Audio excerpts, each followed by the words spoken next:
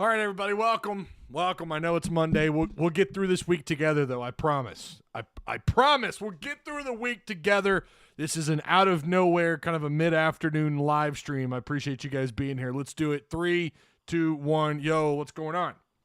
All right. This is a very late live. I don't know that I've done one, at least during the day. I don't know that I've done one at 2:30 in the afternoon. I know there's going to be some people not real happy. Ty, why'd you wait till after noon? I did a live stream last week at like 2 o'clock, right? Didn't I do one at 2 last week or week before last? And it did pretty well, but there was some more breaking news to discuss. All right. Yeah, make sure you guys like, share, subscribe.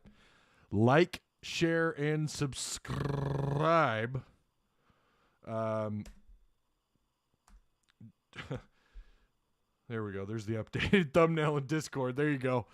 Yeah, if you guys want to join our Discord, the link is provided for you down below. If you want to become if you want to join the right now at the moment 50 people that are Patreon supporters, that link is also provided for you.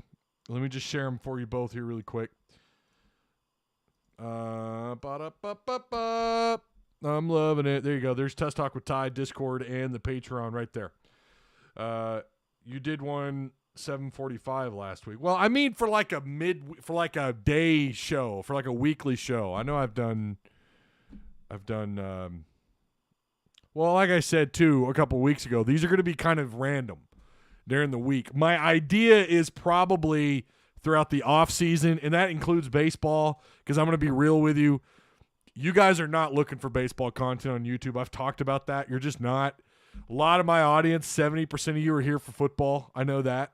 The rest of you are basketball, and maybe 10% of you are here for baseball, and I don't cover a lot of baseball. I mean, I watch and I listen to as many games as I can, but I just don't talk a lot about baseball here. Join Patreon with all of us other fanatics, says Scott Swindle. That's right. Fan is short for fanatics. That is correct. Fan is short for fanatics.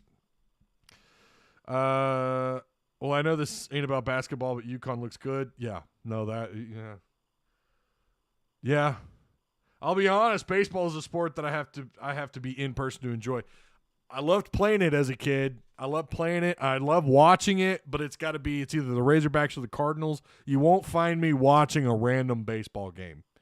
It's not my it's not my it's football and basketball and baseball. I like baseball. When the Cardinals are on, I'm going to listen to the Cardinals. But I'm not someone, you're not going to catch me watching like the Braves and the, I don't know, Phillies, or what. You're not going to catch me watch. Now, playoffs, that's a different story. Come October, I'm all in. I'm going to watch some baseball. All right. Baseball's only fun when it's playoff baseball. Playoff baseball is great. I will watch Major League Playoff Baseball for sure. College baseball, I will watch. I will watch SEC teams play.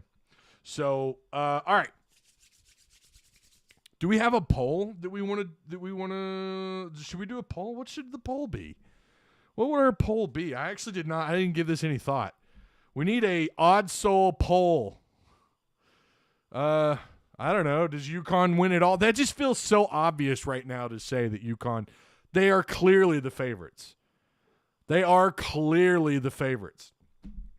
So I don't know if I want to, how about, can anybody beat UConn? Anybody left? Can anybody left? The other three teams, can anybody left defeat UConn? Question mark. There you go. There's the Odd Soul poll, brought to you by Odd Soul, located on Emma Street in Springdale. Fantastic pies. They got all sorts of stuff on tap at the Odd Soul. IPAs, local stuff, all available for you at the Odd Soul. Emma Street in Springdale. Great staff. Good people over there. Good people. So let me pull up my list of stuff to talk about. We got a lot. Kel'el Ware is in the portal. We're going to talk about that here in just a second. Really quick, guys, this is the only way. I know some of you don't like this. This is the only way YouTube will pay me now.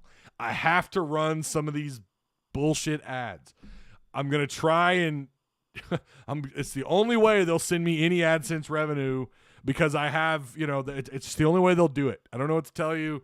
It sucks, but man, I mean, I'm trying to do this, and this is blame YouTube, not me. So there might be in this live stream, you might get an ad. Please, I hear your complaints. Don't blame me. Email YouTube. They've got a new CEO. I hope he's not a cuck. Sorry. Email him. Email YouTube and complain. If you get an ad during the live stream, I'm sorry. It's the only way I get paid from AdSense revenue. And it's not a lot, but I'm not going to lie to you. The last year and a half, the last 12 months, it's been pretty brutal. Especially because of the way they do these ads now. It's so stupid. I don't like it. I hate it more than you guys do. All right. Let's start off with the NFL mock draft. Well, I mean, we've already kind of gone in a little bit, talking a little bit about some stuff, but I mean, this is the way these shows are structured, right? I let everyone pile in and then we go. Someone will complain about that too. But mock draft, let's look at it. CBS Sports put out their top 3 rounds, and you might be surprised to know they have an offensive lineman in the top 3 rounds. It's not who you think it would be. I'll give you a second to guess. Because there's a little bit of a delay. I don't know how long it is. I think it's like 20-second delay. But it's not who you think it'd be in the top 3 rounds. The first offensive lineman off the board. Now, I just saw this like an hour ago. So if I overlooked, but this is who I saw in the 3rd round. Did anybody beat me to it? Anyone in chat? Doesn't look like anyone. Okay, you guys are either that far behind or Dalton Wagner. They have Dalton Wagner over Ricky Stromberg in the 3rd round. That is the highest I have seen him, anywhere. They have him at the 99th pick to the San Francisco 49ers.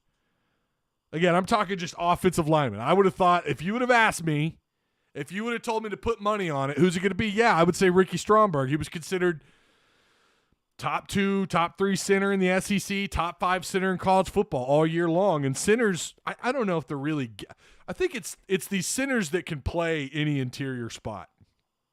There are guys that go to the league that can't play center. But there are guys that can go to the league that can play center, and a lot of those guys, I think they're becoming more hybrid. You saw that with Ragnow, who could play interior, left, right, center, doesn't matter. They could play either the guard spots or the center spot. They're becoming more versatile interior guys, right? Like there was a time when you drafted a center, that's what he was. I mean, they would maybe move him around for like a couple of games or whatever, but you drafted a guy to play the position. Now you're getting these more versatile, these guys that are hybrids, right? And Ragnow, that was one of the reasons why he was drafted so highly. They thought of him as a true interior guy. So, yeah, I would have guessed Ricky Stromberg. Dalton Wagner ahead of Stromberg right now, according to CBS Sports. Now, say what you want. I seem to remember CBS Sports being pretty accurate over the years in their it's difficult to guess, especially when you get outside the top, outside the top 50 picks. It gets tougher because once you get into that 3rd round, that's where the rubber meets the road. That's where a lot of quality picks are found, or in that bottom half of the second. Well, I mean, you could argue 1st, 2nd, 3rd round. I mean, we saw some 1st-rounders last year ball out. Saw some DBs look really good out of the 1st round this last year. But you find a lot of high-quality picks around that area in the 3rd round. So it gets harder to guess, like, who's going to slip to the 2nd round, and then how many of those guys. Then it's based on wants and needs, as much as the eye test, right? As much as the how little, they don't. I'm telling you guys, the NFL Combine only does so much for these guys. But how much? Again, it's where the rubber meets the road for a lot of these prospects, for a lot of these NFL prospects, for a lot of the when you're putting together a mock draft. I would imagine that's why you don't see a lot of 3rd round mock drafts. That's why you don't see them until you get closer and closer to the NFL draft. So yeah, Dalton Wagner, 99th pick. CBS Sports still has. I think they're one of the few right now. I'll be honest with you, I did not look at ESPN's because I have a hard time with Mel Kiper. I think sometimes he lets his emotions get the better of him on his picks. He gets real hard-nosed about certain picks. And then, McShay or whoever, someone kind of combats him a little bit. And then I feel like his emotions get involved. And then he kind of builds up a player, And he's been right. I'm not knocking the guy. I mean, there's a reason why he makes the money that he does. He's been with ESPN for all these years. How long has he been with ESPN? Feels like a while, right? Like 25 years or something. It feels like it's been a while that he's been in the game. But, again, CBS does like Sanders in the first round. Again, this is CBS. Obviously, we're talking about a guy from ESPN. I didn't look those numbers up today, but maybe I will later on in the week. If we have another show, remember, we're coming down on numbers of shows. It's going to come down to 1, maybe 2 lives a week. I'm going to try and chop some stuff up. We know spring practice is back this week. Assuming I'm going, I don't know yet, but I will definitely upload some content from that, and so I'll try to keep, in one way or another, get you guys content, whether it's live shows or not. Live shows are going to become less of a thing throughout the off season. Again, baseball, just no one gives a shit. Let's be real. Again, when I put up baseball content, you guys tell me, Ty, why don't you cover more baseball? No one watches that content. So now, unless it's a big win, right? Yeah. Had I gone live after that game 1 against LSU, probably would have been a bunch of you guys in here. But a lot of casuals. And listen, I get it. If I wasn't doing this, I'd be a casual baseball fan. Casual Razorback baseball fan. I'm still a fan, and that's saying a little bit. But Drew Sanders, 27th pick to the Buffalo Bills, according to CBS Sports. Kiper did have Sanders all the way up at one point to like the 11th pick. I don't remember who. There's already been some movement. There's been some trades, guys moving around, teams trying to position themselves, trying to buy back into the first round. The LA Rams buying themselves back in. A lot of people seem to think that Will Levis might end up with the Rams. I don't know how I feel about that. I know he looks great when you watch him against no SEC defense, but his numbers were not anything great. I don't know. I talked to QB Spotlight, Mr. Stephen Hamner. Hamner's watched him. Hamner will tell you he thinks he's legit. I just think when there's 11 guys on the defensive side of the ball lined up against him in the SEC, he did not. I watched him play this year. I wasn't mesmerized. I didn't see anything that said to me, oh, that's a first rounder. That's a top 10 pick. I'm not saying that he's not going to go be great. I'm not saying that he might end up being the best quarterback in this draft. I don't know. I'm just saying what I saw, I wasn't blown away by. I know they're a little bit more limited in that offense too, though. What would he have looked like in the air raid? What would he have looked like in some other offenses, right? Will he adjust? Will he carry over what he did at Kentucky into the NFL? Man, they got another quarterback on the up and up. People seem to think might end up being one of the top 3 quarterbacks in the SEC next year. Or top 5. Somewhere in there. What else we got here? We talked about the NFL draft. We kind of went over baseball a little bit. Arkansas drops 2, a doubleheader against LSU. LSU kind of, I don't know. I mean, LSU's LSU, the number 1 recruiting class, number 1 transfer portal. I mean, they killed it. They absolutely crushed it. We had people, of course, on the edge in our Discord. My God. You guys, it's such a long season.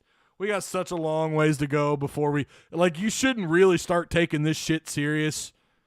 Like, I can understand if you dropped, let's say, like to Auburn last weekend. If you got swept by Auburn, yeah, I would probably be telling you, I don't know, man. I know it's early, but that's problematic. The way they won that game 1, first off, shows me once they got a certain somebody off the mound for LSU, they're supposed to be pretty deep, I think, out of their bullpen. Arkansas did a good job late in extra innings, finding a way. They stayed in it, right? Kind of like an Eric Musselman basketball team. They just didn't let go of the rope, got into extra innings, found a way to win that game. And really ran off with it. Game 2 and 3, doubleheader. I didn't like I doubleheaders on the road are tough enough. And LSU did a hell of a job. I mean, they're right now they're playing better baseball. Will they be playing better baseball when it matters? I mean, I don't know why not. I'm not sure that I'm even sold they're the best team in this league. Have you guys watched South Carolina? Vanderbilt beat the living shit out of Mississippi State. I'm not sold. I'm not saying that LSU isn't a really, really good baseball team. They just took 2 out of 3 against a really good Arkansas team. At least we think they're really good. And they did it, I think they did they not trail in all 3 games they trailed to start off things? They got 2 runs in the first in game 2, and then Arkansas's bats were really limited. They weren't making a lot of contact with the ball, and they were trying to show patience. I know game 1 they had 4 walks against a guy that doesn't walk much. I don't know what to make of Arkansas just yet, or even these other teams I mentioned, South Carolina, Vanderbilt. We could talk about LSU. I don't know that we know anything yet. I know Arkansas had a nice little 15-game win streak until they lost the doubleheader, swept on the doubleheader, dropping 2 out of 3 to LSU. D1 baseball, I think, still has them in the top 8. They came out with their updated rankings. I think they like them at like 6th. Is that where they're at? I think it's 6th or 7th, whatever. I think they're top 10 based on what we've seen. They beat some pretty high-quality teams along the way. They run-ruled Oklahoma State a little while back, although I haven't checked up on Oklahoma State in a little while. I'm not giving up. You should definitely not give up. You should definitely not give up on baseball this early, right? Now, it's not like the major leagues where you're playing forever. But once, we'll see where they're at. We'll check up on them late next month, right? As we're getting into May and getting ready for June, we'll see where they're at. It's a long season. Listen, had LSU swept Arkansas, I'd probably still feel the same. I think Arkansas still a top 10, top 15 team, somewhere in there. Shows you how spoiled we are, though, right? Like, we're upset that we lost a series to the number 1 team with a doubleheader at their place. LSU did it with, they were pretty automatic at the plate. I think the concerns that we had are legit, with all the injuries in the bullpen and whatnot. Those things kind of stack up on you. By the way, Apex Tattoo Studio. Why don't you get some ink done? They're located at 201 South 19th Street, Rogers, Arkansas. Walk-ins are welcome. Tap-out sessions are available. Mention Tuss Talk with Ty, you get 10% off. Set up your appointment, or like I said, walk-ins are welcome. But if you want to set up an appointment, it's 479-278-2694. Again, that's the Apex Tattoo Studio in Rogers, Arkansas. A lot of comments deleted. I don't know what's going on with there. Levi will be the next Marcus Russell. I guess. I don't know. I nothing I saw from him screamed, top 3 quarterback off the board. Nothing I ever saw from. But I'm not. Listen, I'm a commentator. I've just got a fat mouth. I don't know. I've certainly seen a lot of good quarterback play over the years. I've watched a lot of college football. There's just, again, I don't know. A lot of analysts love him. They love him. But they also, like you mentioned, like someone just mentioned, they love Jamarcus Russell too. We can go on and on about all these quarterbacks that were drafted in the first round. Not just quarterbacks, players at all kinds of different positions that were bust in the NFL. Kuiper had him 10 going to the Eagles at one point. I'm assuming, Paul, you're talking about Drew Sanders. I'm guessing.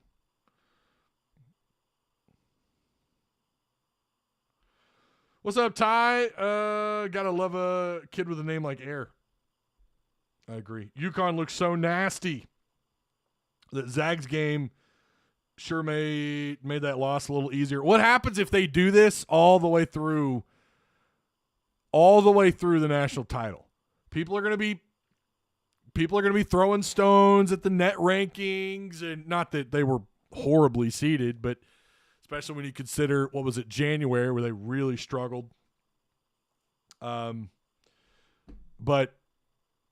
they're going to blame the transfer portal. They're going to blame, although a lot of UConn's players, I'm pretty sure a lot of that roster's, a lot of it, not all of it, is homegrown, guys that they recruited out of high school. I think they, of course they had a couple transfers, but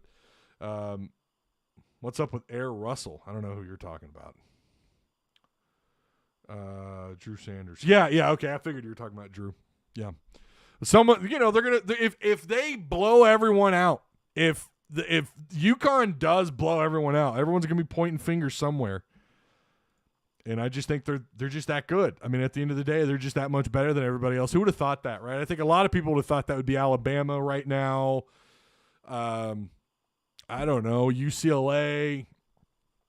Never thought that about Purdue or Houston or any of the one seeds. I told you guys last week, I've been saying that for weeks. I'm not that sold on any of these one seeds, and here we are, right? But it's not like they were all terrible, but none of them are in the Final Four. Alabama getting eliminated was great, though. An otherwise dull Sunday was saved by a Texas loss, says Gary Davis. Yeah, it was, wasn't it? It was. Odd soul poll right now. Can anybody left defeat UConn? 77% of you are saying no.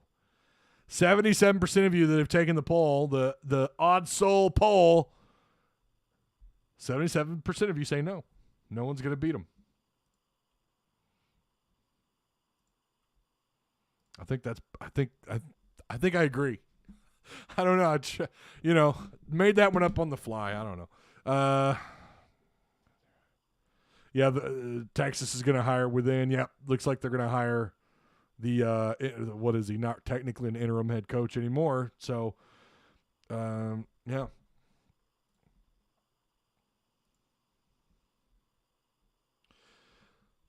All right, yeah. So who does Razorback baseball have next? Actually, is it Alabama? That ain't next, is it?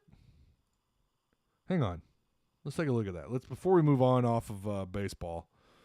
Who do they play next? Oh, it is Alabama. Okay, all right. For some reason, I thought I was thinking either Ole Miss or I knew it wasn't Tennessee because that's the big one. I was thinking maybe Georgia, but I guess Georgia's a little bit later. But yeah, you got Bama coming into town. They're gonna have Omaha. No 2 games in the middle of the week. Bummer. But they do have Omaha tomorrow at 6 p.m. And then Alabama Friday night, assuming we have good weather. That'll be at 6:30 on Friday night. And then 2 p.m. on Saturday and Sunday. So we're getting back into that, to the conference schedule times. 6:30 p.m. That's a good, I'll take that for sure. I guess they're doing some kind of giveaway. What is this? Full promotion schedule back at Baum Walker. Okay. Season ticket holder loyalty. We want to reward fans who attend 100% of their games for the rest of the season. Boy, they really want. Has attendance not been good this year? What's going on? Fans who achieve perfect attendance, all tickets on account get scanned at each ballgame. But they did this last year, though, right? Didn't they do something similar to this last year? They will be rewarded with an end of season on-field recognition. Wow. A pair of exclusive premium gifts and postseason VIP event. What's the postseason VIP event? We know things happen, so if you can't make the game, just make sure your tickets are being used to keep your bid at perfection alive. To keep your bid at perfection alive. The official count towards perfect attendance will begin on Friday, March 3rd. Oh well, we're way behind on that.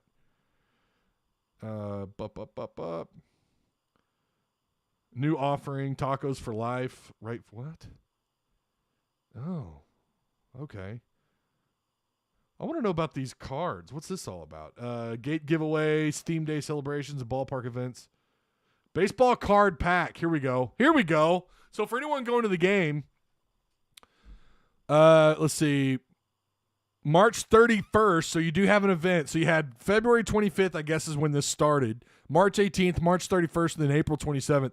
Grab a one-of-a-kind baseball card pack featuring program greats from the first 100 seasons of Razorback baseball at the ballpark. Be one of the first 1,000 fans through the gates to secure your piece of Razorback baseball history. That's pretty cool. St. Patrick's Day Cat. Oh, that already happened. Yeah. Pint Glass Day on April 1st, I guess. Okay. Well, there you go. Anyone going to the game. So,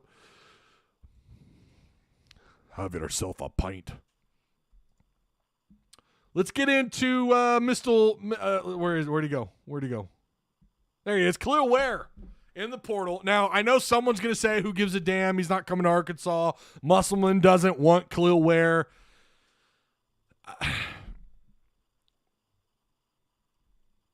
I don't know. Now, we could go in on the Kel'el Ware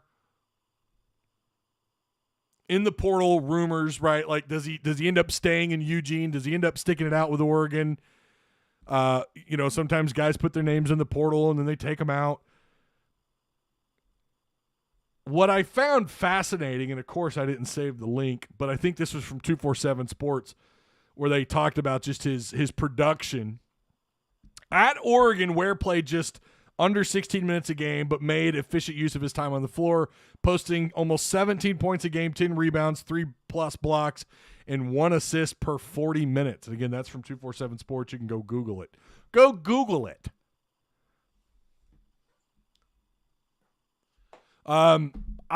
Listen, we know Musselman has a reputation in his practices, right? It's up-tempo. He's in your face.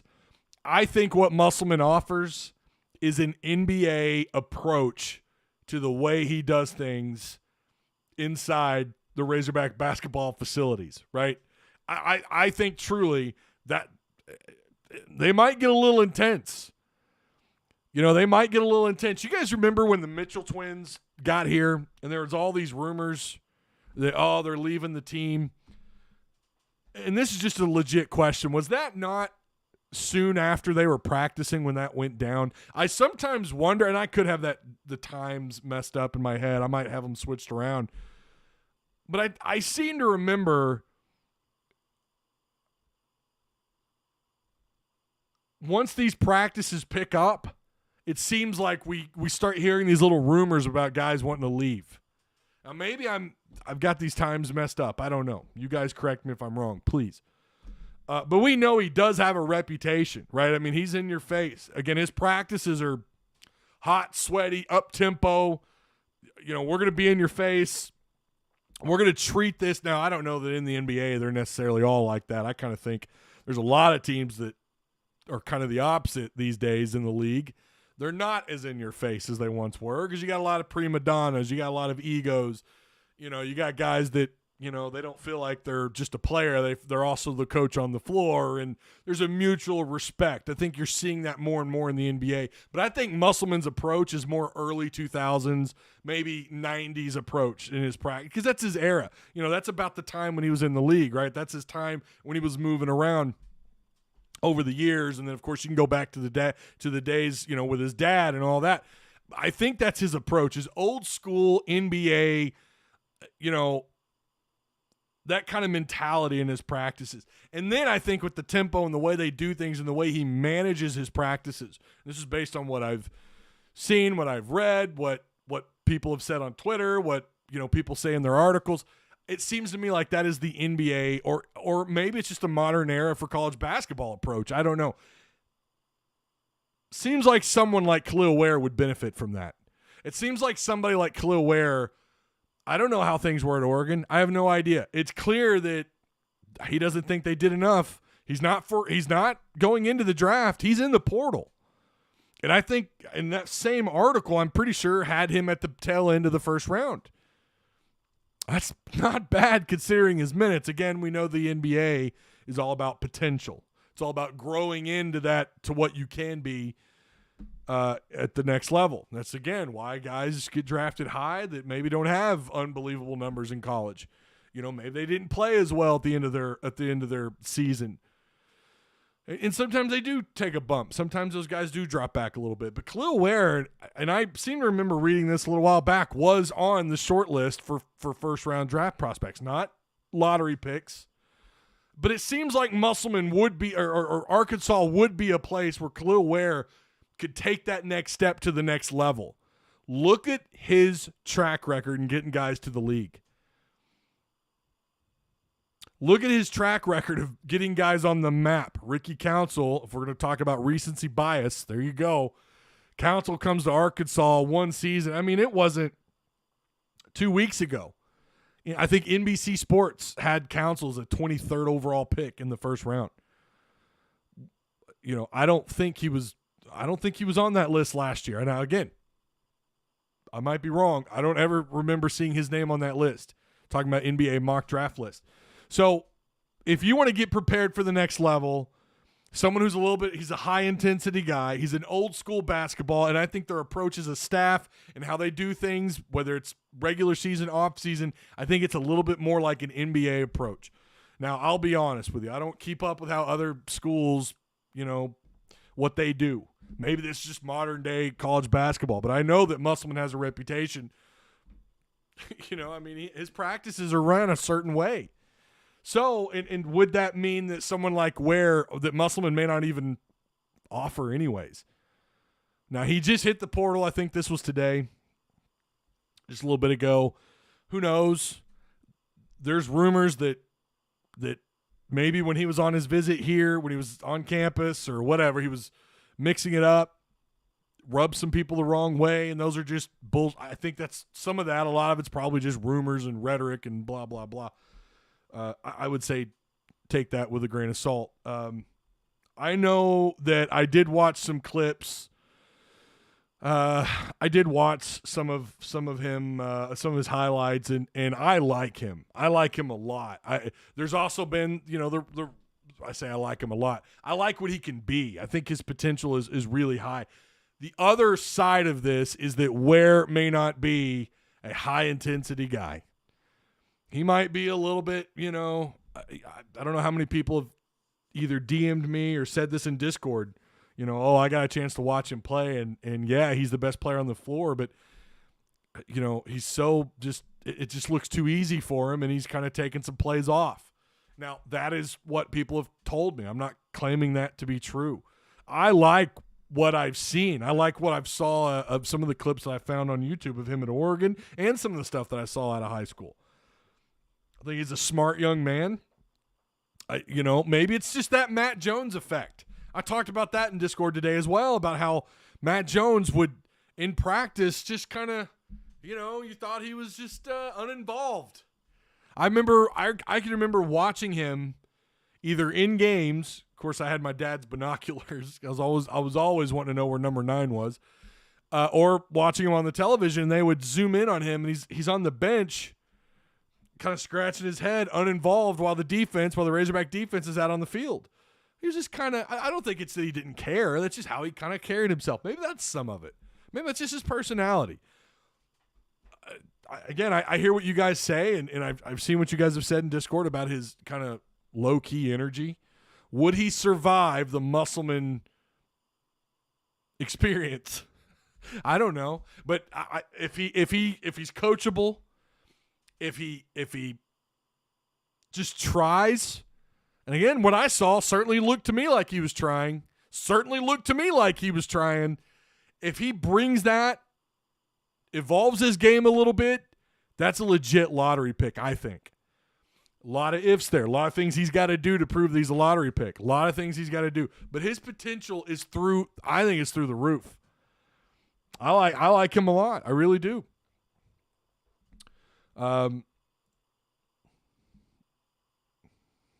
Where did my numbers go? Where did you go, Kel'el Ware? I had Ware's numbers up, and they're gone. Where are you? Hang on. But you son of a. There we go. I'm screaming at my computer, not Kel'el Ware. Oregon. See, this is what happens when you get in the habit of opening up all these tabs. But Kel'el Ware, let's go over his complete numbers. Now, again, he's a bigot. He's 7 foot, 210 pounds, according to ESPN. He averaged on the year just under 7 points a game, 4 rebounds, 45% from the floor. Not a super duper effective freshman year. Wasn't wasn't somebody that we're talking about as a lottery pick right now. Again, he averaged just south of 16 minutes. He was 27% outside. Didn't take a lot of looks outside, obviously, but looks like about a 45% shooter. Again, he played about 16 minutes a game. His numbers, again, 16 minutes a game, almost 17 points, 10 rebounds, 3.3 blocks, 1 assist per 40 minutes. That shows you he's getting productive minutes. That shows he's getting productive minutes on the floor, even if it's not a lot, right? Going to have to carry his game, right? Going to have to – hopefully the rumors about his, not a great work ethic, which you get at that level, right? You get somewhere like Oregon and you find a way to get minutes. I don't know that I don't know what to make of that. But I know I like what sample size we have of what Kel'el Ware did. And again, I watched his highlights. Nothing about what I saw, and I didn't watch them all. There's a lot of stuff out there, but what I saw looked like someone who hustled up and down the floor, left it all out on the floor, and played really hard. So I'm sure there's a video out there somewhere where maybe you see him kind of taking some plays off. By the way, listen, say what you want about Musselman and how he wants his guys to keep that high tempo and high energy on the floor. I definitely saw Razorbacks, on offense when they're trying to get back in transition defense, put their hands on their hips and just kind of jog down. It didn't happen often, but I definitely saw it. Or they would reach around and look back at the official looking for a foul, right? If they had the ball, if they were trying to do something on that possession on offense, and kind of shake their head and trot on to go play defense. I saw that happen. So let's not sit here and act like everyone all the time under Musselman plays, doesn't take a series off or a possession off, a possession or two off.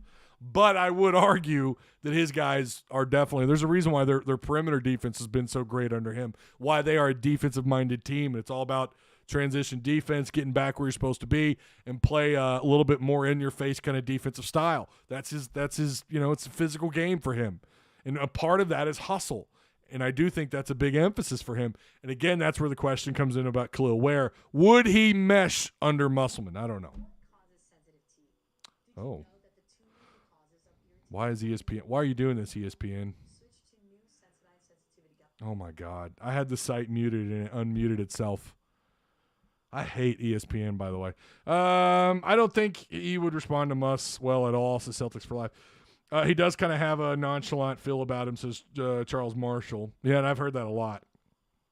Haven't kept up with Ware. What did he do at Oregon? Yeah, we already talked about that a little bit. We need him with Trevon Brazile. Keep in mind, we don't know what's going on in the offseason with your bigs. We don't know what the targets are going to look like, what he's going to build his team to look like in the offseason.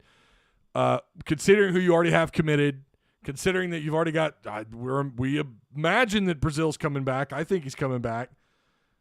I don't know. Depending on how he's building his team and we just guess. We know it's probably going to be guard heavy. We know that. Chris Beard can beat UConn, says Cody James. Hey, Ty. What's up, Connor? How you doing? I will say, if Musk gets him, that's a damn good pickup. All players take plays off. Yeah, listen. It's just a thing. Nobody plays nonstop up and down the floor. Nobody does that. Coaches know this. Go watch a game of basketball at the NBA, college, or high school. They don't. Now, to be honest, I don't watch a lot of high school basketball, but I've seen it. I definitely have seen players take plays off, but maybe the point that some people make is that he's more nonchalant than he should be, right? That maybe he takes plays off, takes possessions off. Two things we absolutely need from the portal: a veteran guard and a veteran center to help to help the process with Blocker and Bay. Yeah. Hell no, not in this era of basketball. It's too up and down. Yeah. 3MG Plug says, I hope Council stays. The only big I know we have connected is Graham, and he's amazing. Well, Caleb Love has entered the portal. Caleb Love has entered the portal. So you say that right in the middle of all this. Is he really? Did he hit the portal? Hold up. For real? Caleb Love. Latest. I guess he did. Caleb Love just hit the portal. Interesting. It's a kid out of North Carolina. Wow. That is a big-time player in the portal. Holy crap. Wow. All right. Well, wasn't planning on that. Huh. All right, we'll get to that here in just a second. That's interesting. Of course that happens right as we're live. With love, this is what he says. With love, the journey continues. My time at UNC, blah, blah, blah, blah, has been rewarding, so on and so forth. I will be committing to the University of Arkansas. Oh, my God. What? I'm kidding. I'm kidding. I shouldn't have done that. That was messed up. I'm sorry. I just couldn't help myself. We all get caught up in the moment.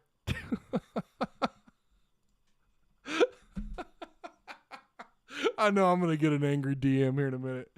Yeah, that's pretty big. Interesting. Caleb Love, 6'4", 200-pound guard. Averaged almost 17 points, 4 rebounds, 3 assists. Yeah. We'll keep an eye on that for sure. We'll keep an eye on that. We'll have to see where he goes. That'll be something. I'm trying to get Blake Lovell back on for the Patreon supporters. Do another Patreon live with him. Trying to get that going. Looks like that could happen this week. So keep an eye on Blake Lovell interview this week, Patreon supporters. Going to try and make that happen for you guys. That was not funny, Ty, but okay, it was pretty funny. Oh, man. Yeah, that was messed up. I shouldn't have done that. I shouldn't have done that. My bad. Where were we? Goodness. Well, speaking of we'll just stick with that. We know that Primo Spears, if you guys haven't watched him, I've been watching his stuff this morning. He's also in the portal. Georgetown, 6'3", 190-pound point guard. This dude, 16 points a game, 3 rebounds, 5+ assists per game, 40% shooter from the floor. If you watch him play, he loves that mid-range jump shot, that little fadeaway. He does it. Every highlight video I've watched of him, and I watched some stuff on him like last week. Or no. Yeah, no, I did, because someone had mentioned Georgetown, and they were talking about – it wasn't from our Discord. It was on Twitter. And someone was just pointing out his highlight reel. And so kind of kept up with that a little bit. And then, of course, he's in the portal. He's not a 6'7" point guard. Okay. Oh, no. Because those guys come around all the time. Not really. But he's, pretty athletic dude, 6'3", 185 pounds. He can drive to the rim. That is something he could do. But I like his little fadeaway shot. It's not always beautiful. He doesn't, from what little math I did, doesn't take a lot of threes and doesn't make a lot of threes. It looks like he takes about 3, maybe 4 a game. Doesn't hit a lot. He's not the kind of point guard that a lot of people want, someone who can really stretch the floor from outside the arc, but he can knock down those little 15-footer fadeaways. You try to man up on him, you better have someone that's pretty agile, pretty athletic, who could play man on him. He is quick off the dribble. He could draw charges, isn't afraid of the physicality, right? I liked what I saw out of him. So Primo Spears, Arkansas's been I think they're on the phone with him this week. I don't know if he's got a visit set up at the moment, but that's a name to keep an eye on. Again, that's Primo Spears, 6'3", 185-pound. He'll be a junior next year. Let's see what I have on him. 30% three-point scorer, only takes around three or so shots per game outside. So Kel'el Ware, and Primo Spears. I don't know what to make of the North Carolina. I don't know if he comes.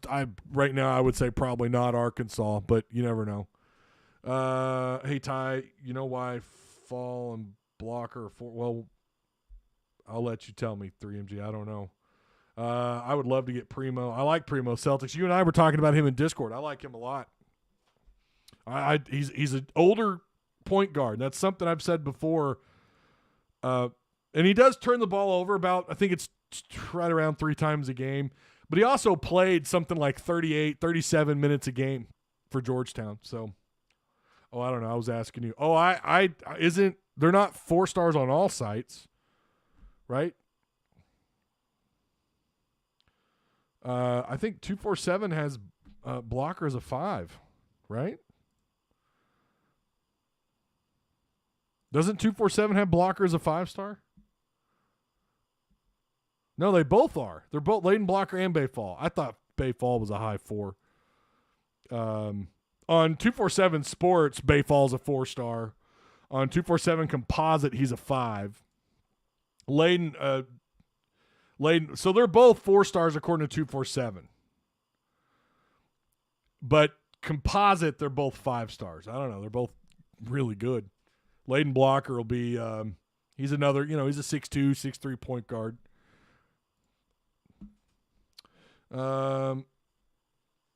Have we seen the last of a hometown team of second and fourth year upperclassmen here at Arkansas? Do we care as long as we keep winning as such? Yeah, I don't know that you care. I hate to say that, but like Devo's been here for a minute, right? Devo's been around. But yeah, that's pretty much, yeah. Those days are kind of it's every year you're just going to expect a lot of roster turnover. That's just the way that it is. So, all right, we got the transfer stuff out of the way. Let's talk about Aaron Noland here really quick. Aaron Noland, 4-star, would be, I'm pretty sure Danny knows, if he can get Aaron Noland to commit. This is a 4-star left-handed quarterback out of Georgia. Would be his highest rated quarterback he has ever managed to sign at Arkansas. I like what I see out of Air. I mean, we don't get to watch their whole. You only see their highlights, right? But this dude put up some numbers. Aaron Noland put up some damn numbers in 2022. He was 236 out of 323 attempts, 4,000 yards. Passing yards, that's not total, that's just passing yards. 55 passing touchdowns, just 4 picks, 42 carries for 156 yards, 6 touchdowns. This dude had 61 total touchdowns his junior season. He's a big-time prospect for the Razorbacks. They have made him, and this is coming from Otis Kirk, they have made him the top priority, but he is a high priority prospect for the Razorbacks. 6'3", 195-pounder out of Langston Hughes High School, Fairburn, out of Fairburn, Georgia, class of 2024. He's a .95 4-star and 94 overall 4-star according to 247. Listed Arkansas into his top 7, along with Alabama, Clemson, Miami, Ohio State, A&M, and Oregon. Arkansas would make 7.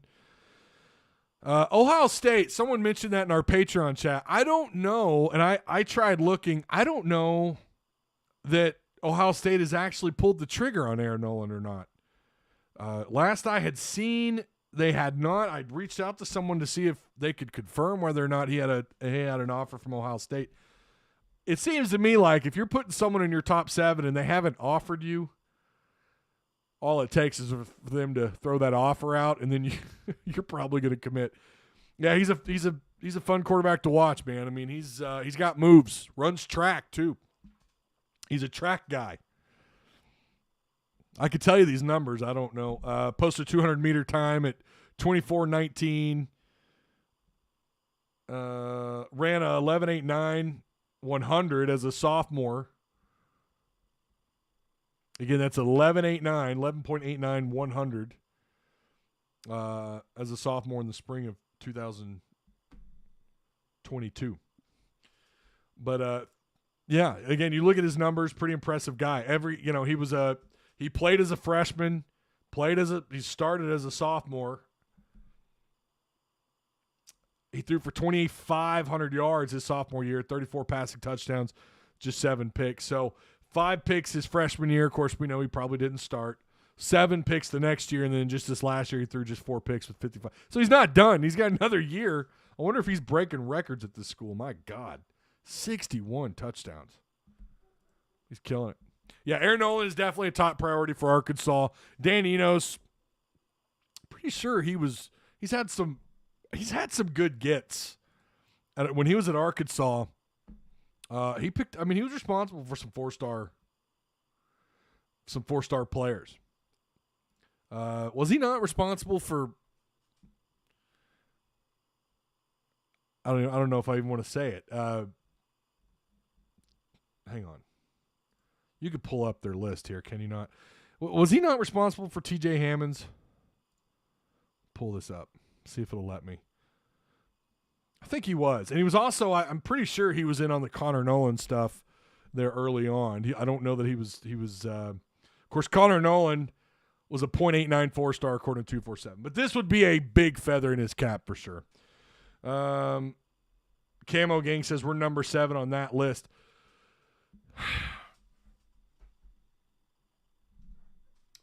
I don't know. No one knows. Nobody knows. Again, this was something I talked about someone with just not that long ago. They couldn't get a read on it. That typically means you're probably not that high up on the list. If there's nothing out there, right? If there's not enough smoke around your school, and listen, we've also seen times where there was all the smoke in the world where you thought there was fire, and then they pulled the trigger elsewhere, right? There's only so much you could do with that. Right now, I'd just say I don't know. Several weeks ago, it sounded like we were in a pretty good spot. Listen, you made his top 7. Now, he's going to announce April 8th. It'll be 7:30 our time. If he streams that, I'm going to try and stream it. Now, I may not if I find out days before, like Arkansas is definitely not in the mix. I may not stream it. But if Arkansas is in that mix, let's say he puts out a top, which he may not. I don't know. He may want 7 hats on his table in front of him when he announces. I don't know. But if he cuts that list down and Arkansas makes that list, I'll probably – or if I catch wind, like, hey, look, Arkansas's got a legit shot. They're definitely in the mix. I'll probably stream it if he's streaming it, right? So, all right. I think we covered everything. I think we kind of got it all there. I'm going up and down my list here. We talked about the mock draft. We talked about Aaron Noland, Kel'el Ware. Got into a little bit of all of it. We had breaking news, of course, on the live. This recruiting class for defense could end up being crazy good, though. Yeah. Steven says that's not a bad 200. I wouldn't know. I have no idea. I'd be fibbing if I said I knew anything about that, about track. I just don't. I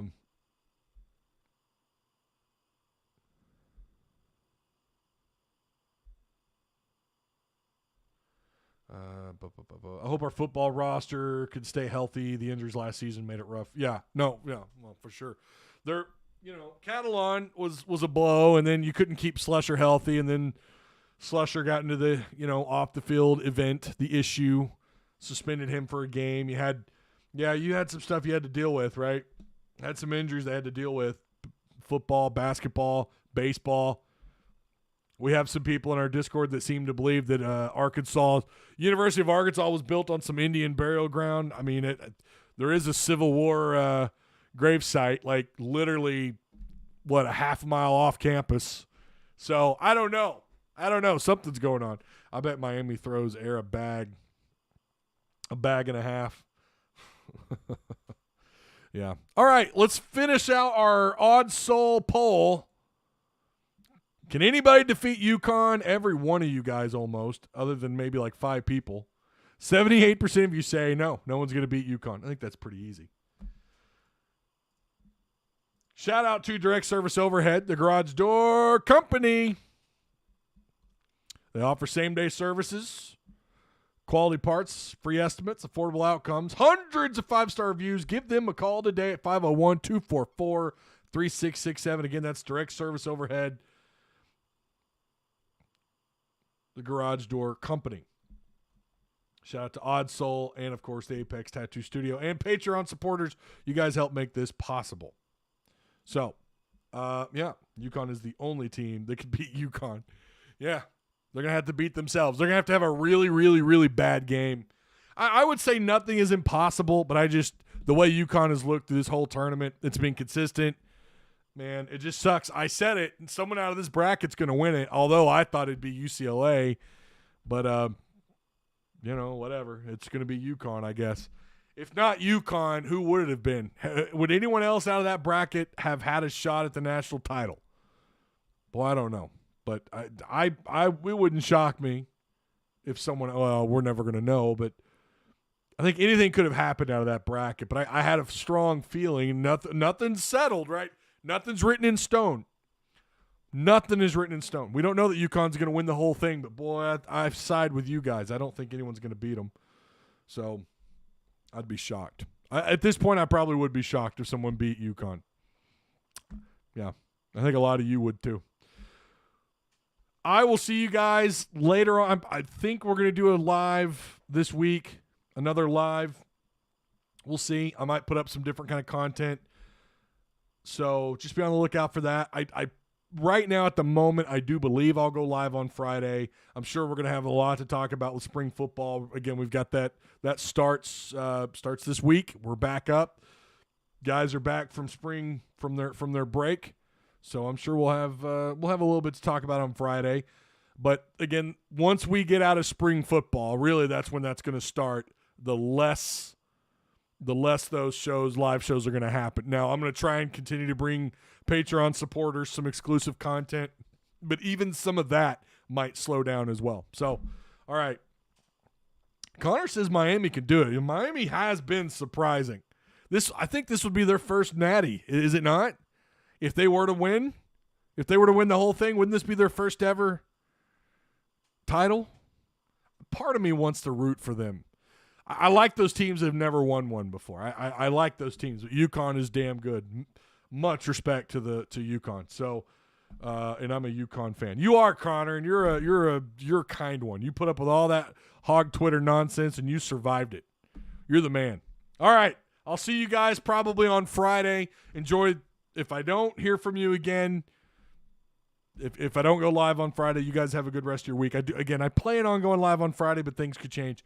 So, woo pig, and I'll see you guys when I see you. Go Hogs.